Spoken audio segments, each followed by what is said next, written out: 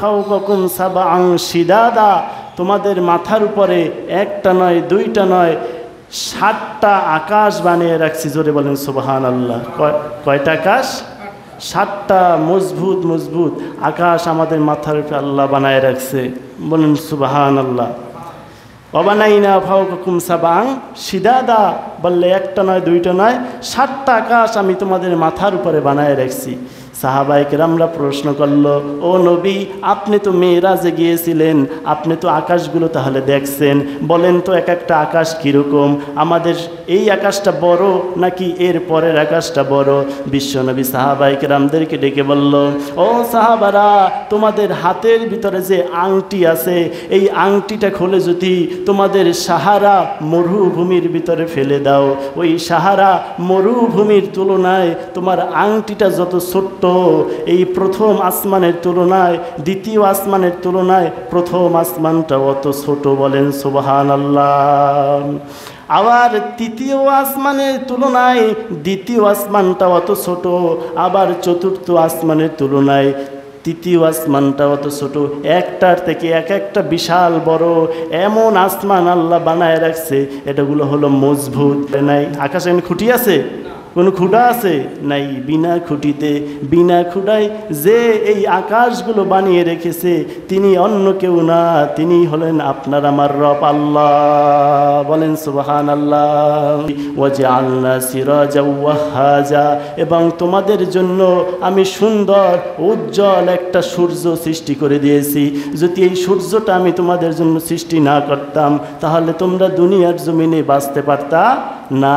দেখবেন যেই দিন সূর্য থাকে না ওই সময় কেমন যেন কিছুই ভালো লাগে না, দুনিয়াটা অন্ধকার অন্ধকার মনে হয়। পাখিগুলো মন মরা হয়ে বসে থাকে, গাছগুলোর দিকেও তাকালে মনে হয় গাছগুলো বেজার অবস্থায় দাঁড়ানো আছে। যখনই সূর্যটা উঠে যায় মানুষগুলোর ফুলফল্ল হয়, মানুষগুলোর মনটা চাঙ্গা হয়ে যায়, পাখিগুলো কিচিরমিচির করে আকাশে উড়ে যায়, গাছগুলো বলতে থাকে যে আমরাও খুশি হয়েছি। যখন সূর্য না থাকে তখন কিন্তু পৃথিবীটা অন্ধকার অন্ধকার মনে হয়। সূর্য না থাকলে পৃথিবীর কিছুই বোঝা যায় না, রাত না দিন টের পাওয়া যায় না। এজন্য আল্লাহ বলল, ওয়াজআলনা সিরাজা ওয়াহাজা, তোমাদের জন্য আমি সুন্দর একটা প্রদীপ, একটা উজ্জ্বল নক্ষত্র, একটা সূর্য আমি তোমাদের জন্য সৃষ্টি করে রেখেছি। বলেন সুবহানাল্লাহ। এই সূর্যটা কত বড়! বিজ্ঞানীরা বলে এই সূর্যটা জমিন থেকে 13 লক্ষ গুণ বড়। বলেন সুবহানাল্লাহ। তার মানে এই পৃথিবীটাকে আপনি ওই সূর্যের ভিতরে 13 লক্ষ বার রেখে দিতে পারবেন। একবার দুইবার 13 লক্ষ বার এই পৃথিবী সব ওই সূর্যের ভিতরে রাখার জায়গা আল্লাহ ওই সূর্যের ভিতরে করে দিয়েছি। বলেন সুবহানাল্লাহ। যেন তেন কথা, বিশাল সূর্য। তার মানে কি সূর্য সবার বড়? সূর্য সবার বড় না। এমন এমন তারকা আল্লাহ মহাশূন্যে সৃষ্টি করে রেখেছে যেই পৃথিবীকে সূর্যের ভিতরে 13 লক্ষ বার আপনি রাখতে পারবেন, ওই সূর্য আবার ওই তারকার ভিতরে কয়েক হাজার লক্ষ বারও রাখার জায়গা আল্লাহ রাব্বুল আলামিন সৃষ্টি করে রেখেছে। বলেন সুবহানাল্লাহ। তার মানে ওই তারকাই সবার বড় না। মহাশূন্যে একটা বিশাল গর্ত আছে যার নাম হলো ব্ল্যাক হোল। এই ব্ল্যাক হোলটা হলো বিশাল একটা অন্ধকারের কূপ। এটা বিজ্ঞানীরা দেখেছে বিভিন্ন যন্ত্রের মাধ্যমে।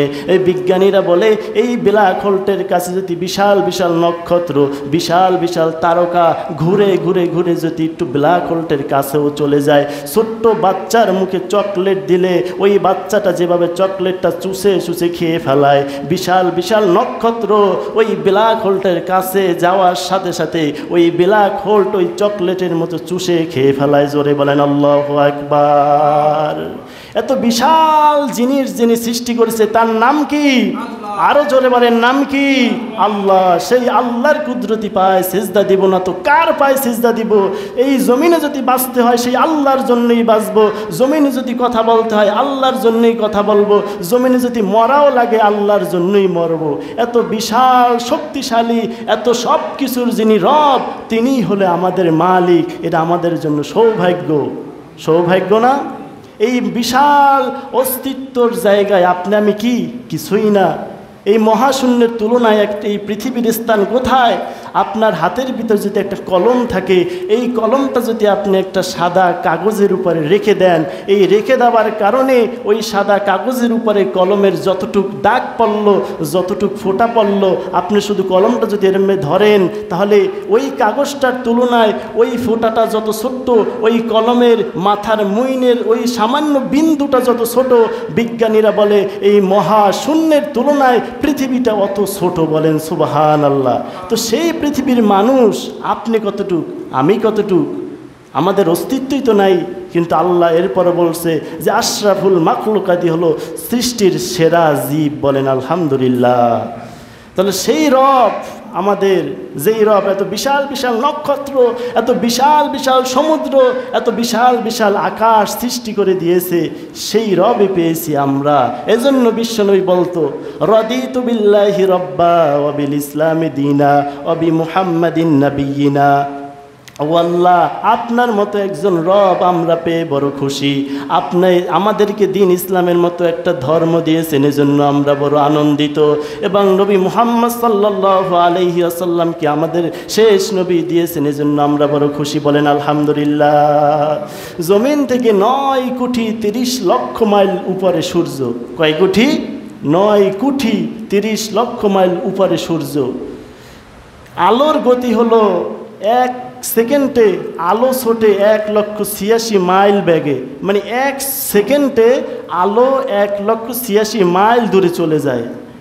বিশ্বনবী বলে এই জমিন থেকে যদি কেউ আকাশে যেতে চায়, তাহলে আলোর গতিতে যদি কেউ যানবাহন বানায়, যেই যানবাহনটা 1 সেকেন্ডে 1,86,000 মাইল দূরে চলে যাবে। আমাদের বাংলাদেশ থেকে আমেরিকা কয় কিলো হবে? 8-10 হাজার কিলো হবে, হাইয়েস্ট 10 হাজার কিলো। তো এই আমেরিকা যেতে হলে বিমানে কত সময় প্রয়োজন না?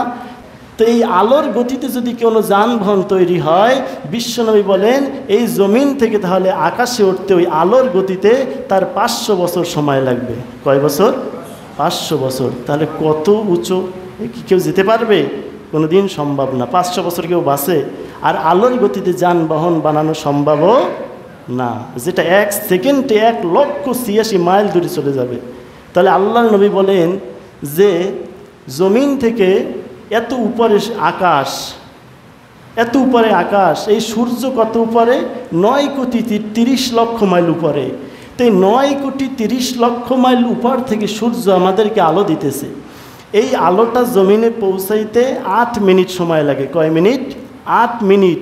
প্রতি সেকেন্ডে 1,86,000 মাইল পর্যন্ত নিচে চলে আসে সূর্যের আলো। তো এরকম আস্তে আস্তে তার এই মাটি পর্যন্ত পৌঁছতে 8 মিনিট সময় প্রয়োজন হয়। 9 কোটি 30 লক্ষ মাইল উপর থেকে সূর্য মাটিতে আসতে 8 মিনিট সময় পর্যন্ত লাগে।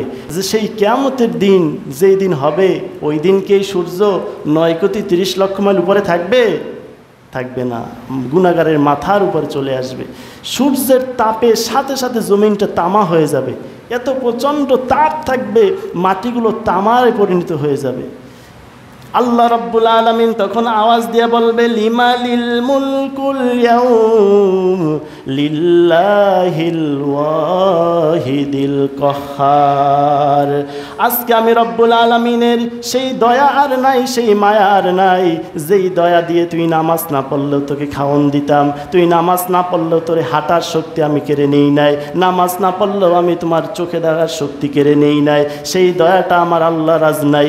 লিল্লাহিল ওয়াহিদ কহ্হার। আজকে আমি আল্লাহ কহ্হার নামে রূপান্তরিত হয়েছি।